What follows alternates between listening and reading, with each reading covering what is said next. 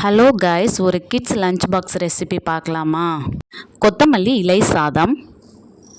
அதுக்கு தேவையான பாசுமதி ரைஸை 20 மினிட்ஸ் வாட்டரில் ஊற வச்சுக்கணும். கொத்தமல்லி லீவ்ஸை பிளான்ச் பண்ணணும்.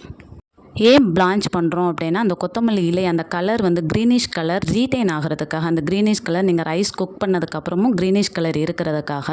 எப்படி பிளான்ச் பண்ணால், சுடுதண்ணியில் போட்டு அந்த இலையை பச்சை தண்ணி ஐஸ் க்யூப்ஸ் போட்டு வச்சுக்கணும். அதுக்கிடையில் ஒரு பேஸ்ட்டு ரெடி பண்ணிக்கணும். பிளான்ச் பண்ண கொத்தமல்லி லீவ்ஸ், வெள்ளைப்பூடு, இஞ்சி போட்டு ஒரு பேஸ்ட்டு ரெடி பண்ணி வச்சுக்கணும். என்கிட்ட இஞ்சி பூண்டு பேஸ்ட் இல்லை. இஞ்சி பூண்டு பேஸ்ட் இருந்துச்சுன்னா நீங்கள் அதை கூட யூஸ் பண்ணிக்கலாம். கடாய் வச்சு நெய் கொஞ்சோண்டு ஊற்றிக்கணும். அதுக்கப்புறம் கடலெண்ணெய், பிகாஸ் கொஞ்சமாக நெய் ஊற்றிக்கங்க. ஏன்னா தேங்காய் பால் ஊற்ற போகிறோம், அதனால் இன்னும் கொஞ்சம் ஹெவியாக இருக்கும். அதுக்காக கொஞ்சமாக ஊற்றிக்கங்க. ஒரு பெரிய வெங்காயம் போட்டு நல்லா சாட்டே பண்ணிவிட்டு, நம்ம அரைச்சி வச்சுருக்கிற கொத்தமல்லி இலையை ஊற்றி, ரைஸ் போட்டு, தேங்காய் பால் ஊற்றி, தேவையான அளவு தண்ணி, உப்பு எல்லாமே போட்டு நல்லா கலக்கி விட்டு 2 விசில்ஸ் மட்டும் விட்டால் போதும்.